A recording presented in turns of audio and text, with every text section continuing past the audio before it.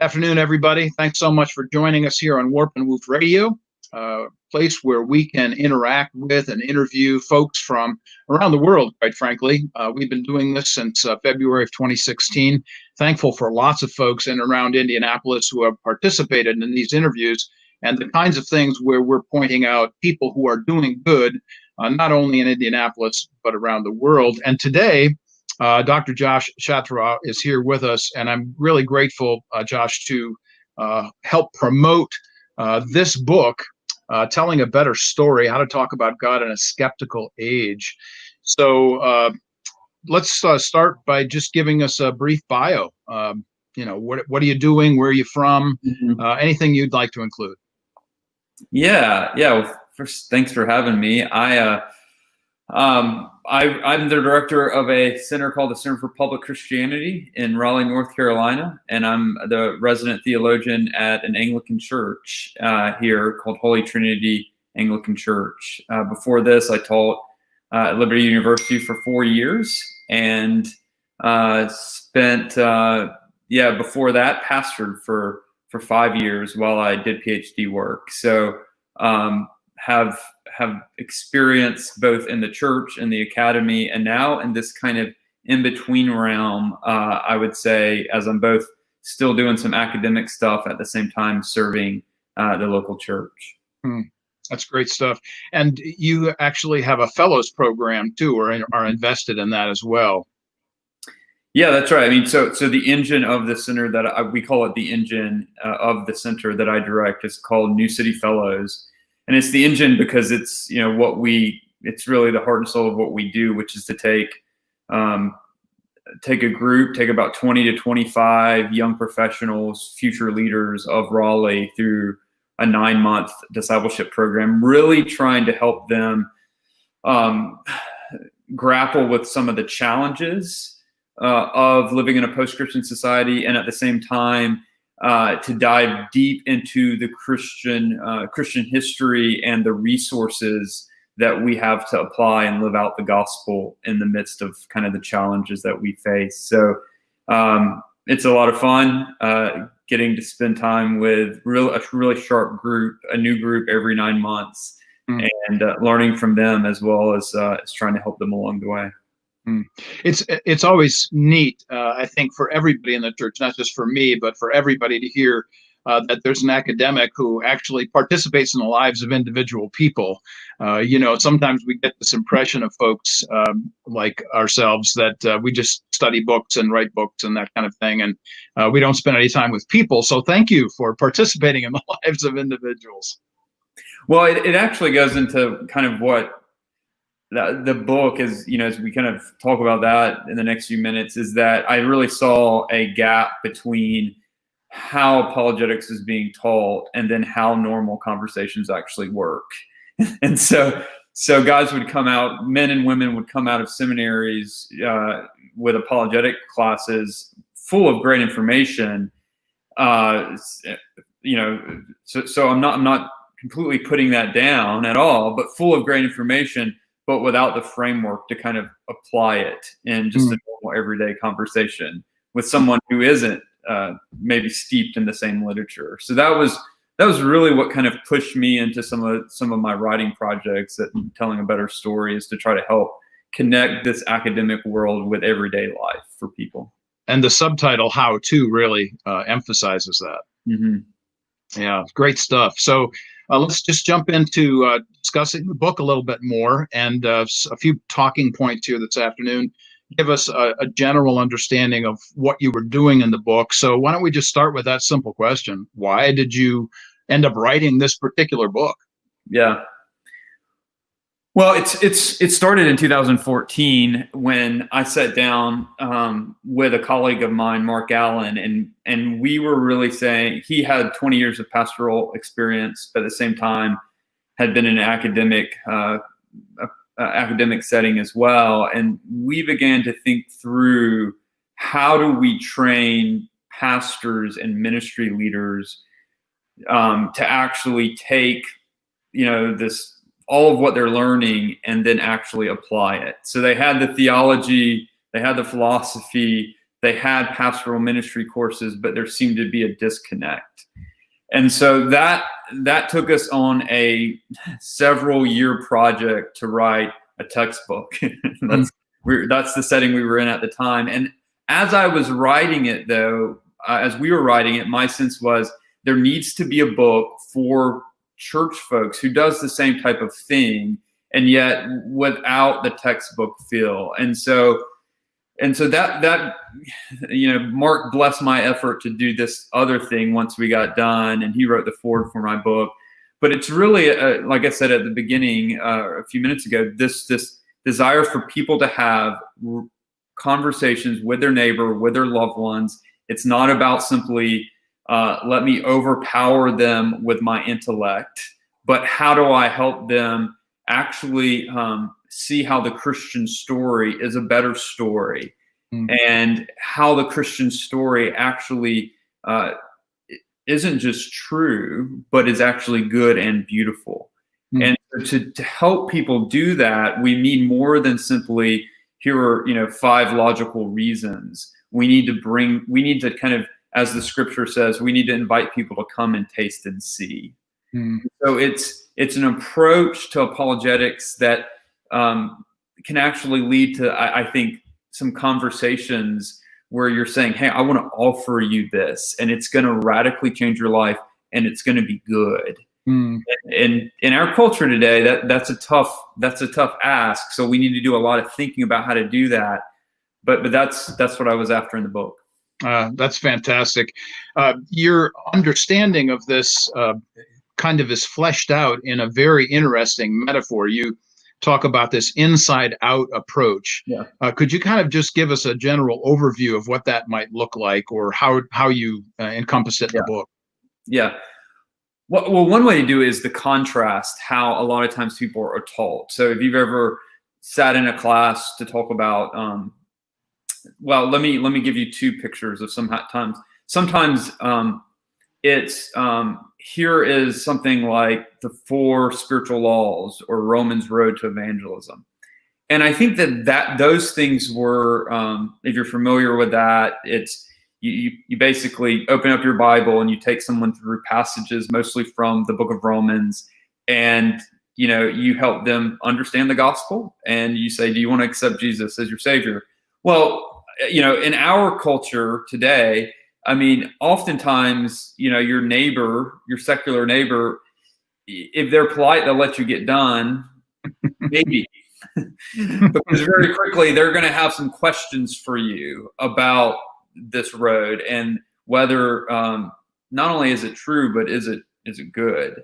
And I think that on the other side of apologetics sometimes is seen as the answer to this, but then what they try to get people to do is to say, okay, I'm going to start with logic, basic logic, and I'm going to build up this fortress of truth on the top of that until we get to Jesus. And I'm going to take this person through all these steps, and at the end of it, I'll prove Christianity. Well, that's actually not how I think most people come to commit themselves to the biggest things in their life that they commit themselves to. If you think about the reason you committed yourself to a spouse or committed yourself to a vocation, it's rarely that you've simply just worked your way up from basic logic all the way up to the end. So what I'm saying there is that's just not how normal people make big decisions.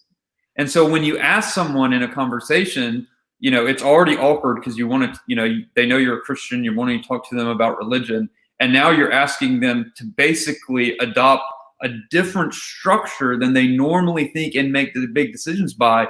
That even makes it more difficult. So on the one hand, we can't just imagine that everyone's just going to understand our categories or just waiting for us to, tell them why there's a gospel-shaped hole in their heart. There's some things in culture we can talk about in a second that's kind of shifted us away from that. But on the other hand, we can't imagine that people are making decisions based on a model that just actually isn't the way people work. And so Inside Out, what it does, and I'll let you can dig back, you can ask some more questions if you want me to flesh this out more. But what Inside Out does is it says, okay, having the gospel, understanding the gospel, being seeped in the gospel in our churches, we need to start from there and how we're thinking. But then when we actually go to have the conversation, we need to start with where this person's at. And so we need to start and kind of, so this is where we need to step inside their world. And we need to start asking them questions, get to know them. Where do they find meaning? Where do they find significance? Where do they put their hope? Because of my theological tradition and how I read scripture, I think everyone is actually a religious being. We're all going to worship something.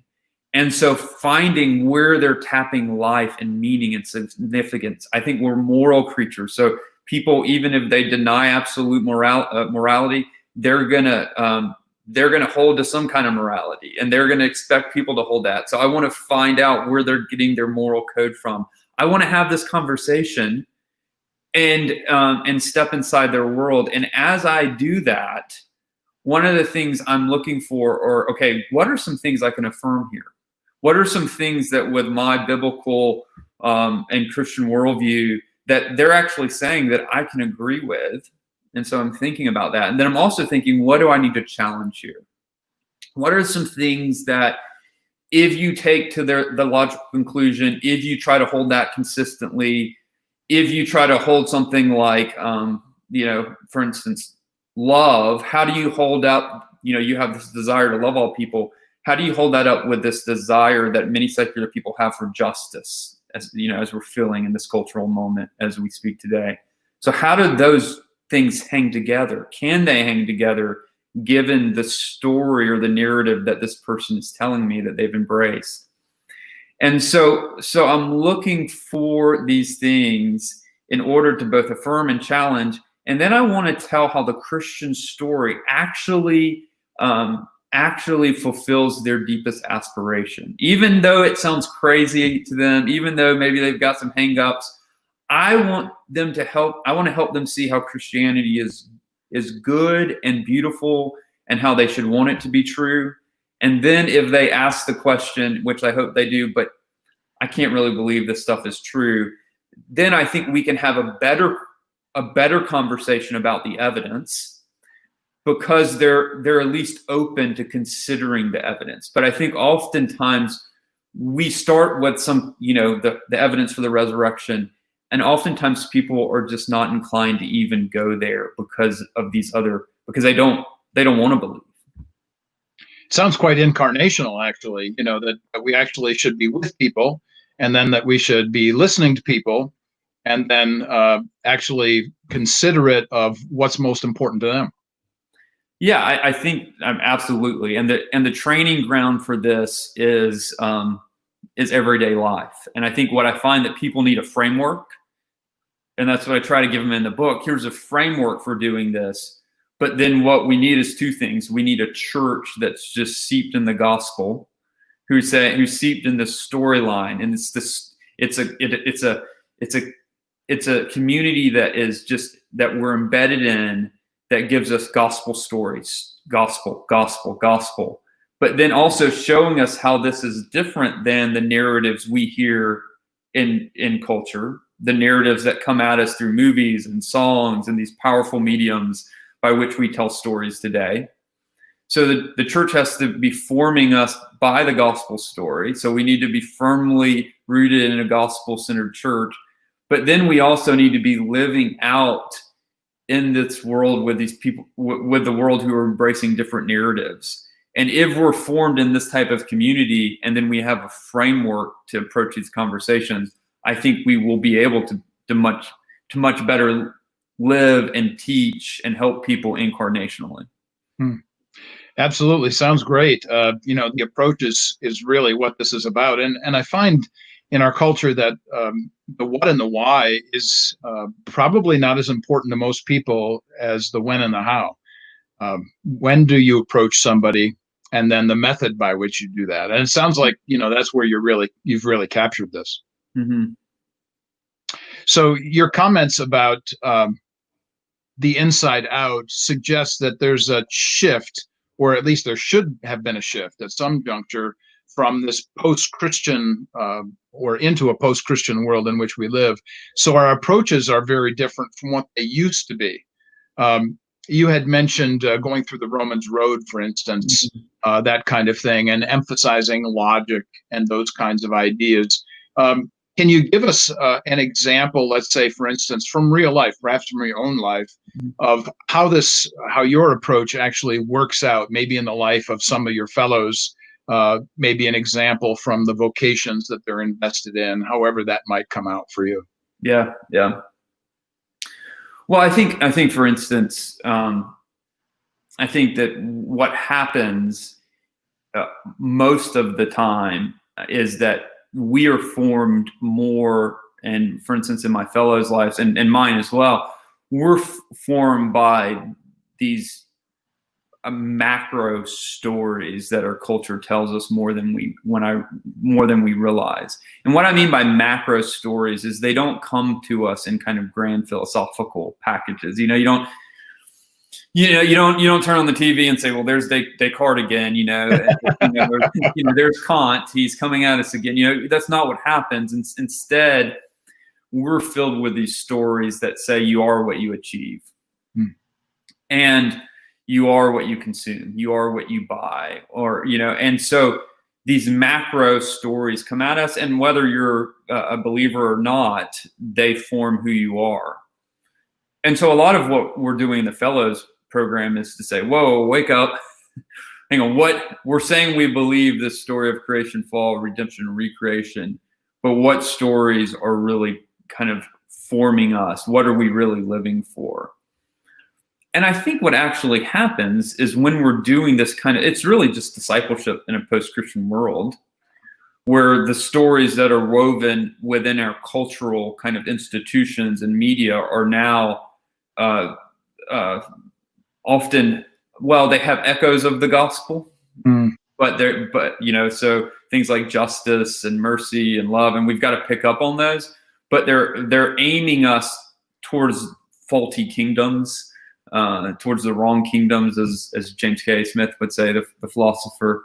And so with that, kind of our role in discipleship needs to be to help people identify how these are forming you, and then tell the better story about how at the end of the day, those things are going to ruin you. If you invest your life in your work, it's not going to play out well. It's not going to end well for you. But if you invest your life in the kingdom of God, this is how you're meant to live. This is how you're meant to flourish. And I think what happens when you do that, number one, we begin to embody. We kind of have this embodied apologetic where we're living out the gospel. Where when somebody loses their job, which has happened to our fellows, they have the sense of calmness. As I was talking to one of our fellows a few weeks ago, he was like, people have said, how are you so calm in the midst of this? And it's because for me, looking at him, his life is defined by a different story. He's not what you achieve doesn't define who he is. So that gives us a kind of embodied witness to what we say we believe, and our life matches our witness.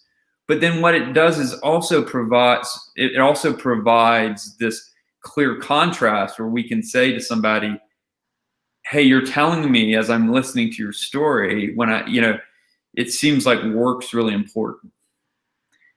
And, work's important for me. Work's important for me because the story that I live by tells us that we were created to work. That we have this mandate to make culture and create culture, and so that all humans are actually called to do this, and that there's dignity in work. It's not just about the money you make, and that brings honor to God. There's something in the fabric of the universe that we're meant to work as humans. But on the other hand, so on that point, that can kind of bring to somebody who hasn't really thought through their work. They've just thought about, oh, I work to make money. That gives some kind of real significance and meaning, which I think are lacking on thin kind of secular stories. But on the other hand, you can say, but if you're living for your work, if it sounds like you're pouring in all this time and you're expecting and energy and emotions. And it could be you're expecting too much from your work. So when you achieve something, you think you're going to find happiness in that, but then you're always looking over your shoulder. You're always looking over who's coming for me, who's going to be better than me at work, or you think if I just get that promotion and you get it and it doesn't provide the happiness, well, what's going on there? What's really going on there? And so it's no coincidence that we're experiencing a loneliness crisis in our nation, a health crisis in a mental health crisis, and that's particularly among those who you would think, the stats say that you would think would be fairly stable. These are people who are successful, and yet they find themselves actually depressed and lonely in the midst of their success. So I think that's one example, particularly working with young professionals, how we see this playing out in their discipleship, but also in conversations that they're able to weave in the gospel, right? Pretty early on into the conversation. That's a very valuable and very foundational issue, the issue of vocation, work, what people do for a living. And, most of us spend most of our lives doing just that. So that's a really powerful and important example. One of the things that we talked about even before the show was started was this way to have a meaningful conversation with an unbeliever. And you said, you asked the question, what is your story? And we've talked a little bit about that already. But one of the things that actually stood out to me at the end of your book is that last chapter where you admit that you like Disney films. So I think one of the greatest questions in the whole book is this one on the very last page of your book, where you said, what story is forming our imagination? Mm-hmm. Take off on that for a moment. Yeah. And, if you want to riff on Disney films, feel free. But that whole concept of forming imagination. Yeah, so I think this is really important. And, when you get into my book, one of the things you'll see is I cite a philosopher, especially in some of the early chapters, by the name of Charles Taylor, quite a bit. And he's intimidating because he writes really big books, but he's really important. And what Taylor has helped me see is that we have what he calls kind of modern social imaginaries. And it's how we spontaneously see the world. Okay. And so when you say, well, that's just common sense, dead people don't rise, for instance, or, any God or any religion that asks you to suppress some kind of desire that you feel must not be good and must be pushing back against human flourishing. These type of things that are that feel common sense to so many in our society, they haven't simply said, again, back to my kind of, they haven't reasoned from the ground up. Instead, what's happened is their imagination has been formed. What is plausible has been formed by the stories that have formed them. And so there's been some kind of, I think wrongly, some have imagined in our secular age that they're just kind of, I'm just, kind of logic chopping my way to truth. And I just, and maybe something our ancestors did, they would gather around campfires and tell stories about meaning and significance, but now we've come of age and no longer do we do that.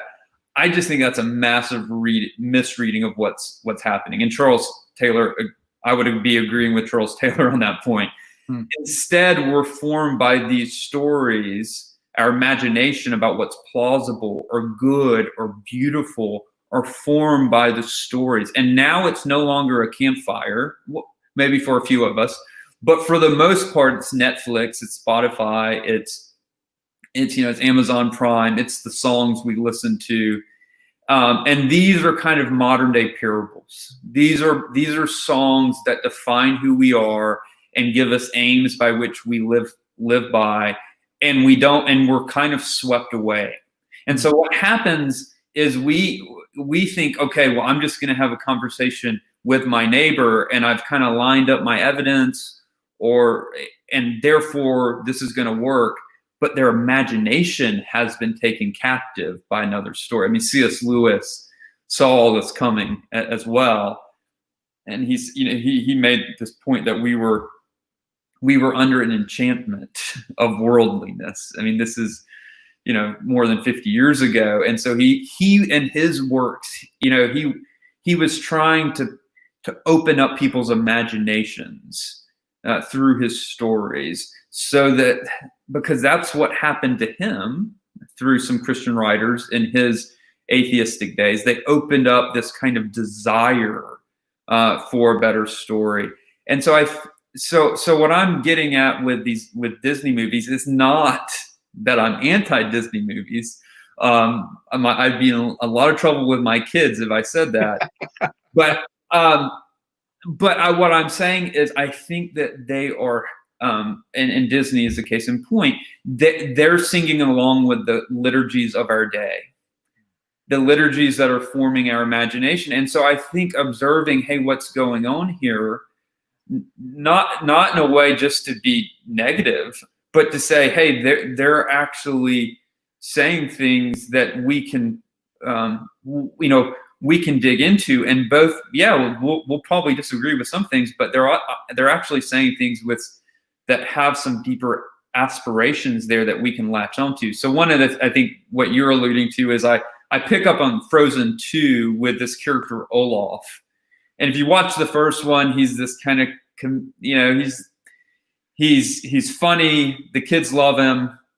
And in the second one, he's funny. The kids love him. But he's taken on this kind of weird philosophical bent to him, which made him my favorite character, because he's growing up, and yet as he's learning new information, he's kind of wanting to capture the kind of, he recognizes he's losing something of kind of the days gone by, his kind of idyllic childhood, and he's trying to hold on to things. And it seems like he recognizes that the world is complicated, and yet he doesn't have the answers. And so he's experiencing these emotions.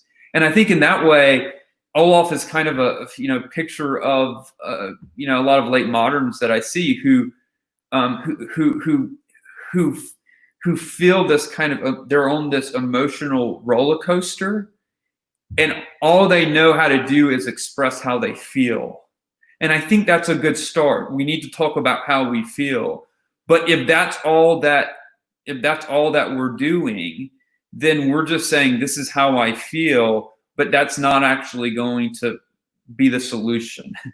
We need to say what feelings are right, what desires that I'm feeling are right, what needs to be affirmed, what's going on in my heart and in my soul, what's not right that I'm feeling this anxiety and turmoil. And so I think it's an opportunity for us to see this fragility in the secular, to see kind of the cracks in the storyline, and then to dig into those. And Josh, this has been fantastic, and your explanation of the book generally, and then digging into some of these specific ideas has been really helpful for people.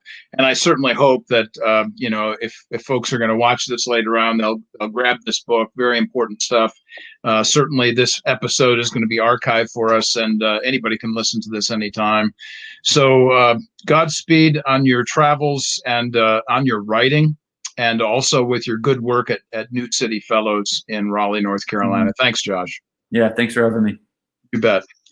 Well, folks, we're going to return again next week with another author. But until then, blessings on the rest of your week, and we're grateful that you've joined us today.